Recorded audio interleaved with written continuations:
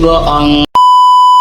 Aku hanya memikirkan satu peraturan penting. Kenapa kau lakukan hari ini kalau kau bisa melakukannya besok? Hahaha. Few moments later.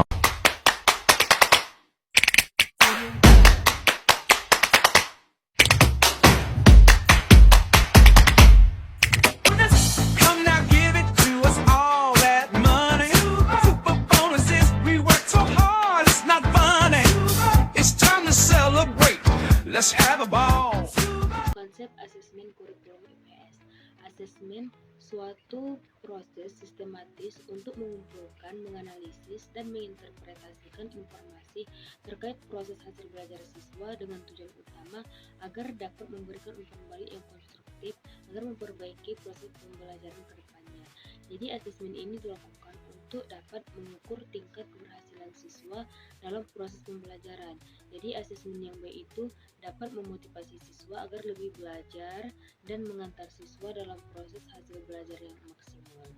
Jadi tujuan dari asesmen itu yang pertama mengukur capaian kompetensi peserta didik dari segi aspek keterampilan, pengetahuan, dan sikap. Dan yang kedua itu memberikan umpan balik kepada peserta didik dan guru untuk memperbaiki proses pembelajarannya. Dan yang ketiga itu mendorong siswa untuk berpikir kritis, kreatif, reflektif dalam memahami fenomena portofolio. Selanjutnya itu jenis asesmen. Yang pertama itu diagnostik, yaitu untuk mengetahui kemampuan awal siswa. Contohnya itu kritis tentang pemahaman wilayah dan ruang. Dan yang kedua itu formatif, dilakukan selama proses pembelajaran untuk perbaikan. Contohnya itu kuis harian, diskusi kelompok, refleksi individu. Dan yang ketiga itu sumatif, yaitu dilakukan di akhir unit ataupun topik pembelajaran. Jadi contohnya ujian akhir, proyek, dan portofolio. Adapun perbedaan asesmen dan evaluasi, kalau di asesmen itu fokusnya pada proses belajar dan evaluasi itu fokusnya hasil akhir dari proses pembelajaran tersebut. Sedangkan asesmen dia menggunakan pendekatan format reflektif dan diagnostik, sedangkan evaluasi menggunakan pendekatan formatif penulisan yang bersifat sumatif. Dan asesmen itu bersifat formatif, sedangkan evaluasi itu bersifat sumatif. Dan output dari asesmen itu umpan balik untuk siswa dan guru, sedangkan evaluasi itu keputusan administrasi ataupun penilaian akhir. Tujuan evaluasi yang pertama itu melihat produktivitas dan efektivitas kegiatan belajar mengajar. Yang kedua, memperbaiki dan menyempurnakan serta mengembangkan program belajar mengajar. Yang ketiga, mengetahui kesulitan apa yang dihadapi oleh siswa selama kegiatan belajar dan mencarikan jalan keluarnya. Dan yang keempat itu menempatkan siswa dalam situasi belajar mengajar yang tepat sesuai dengan kemampuannya. Selanjutnya itu rubrik penilaian.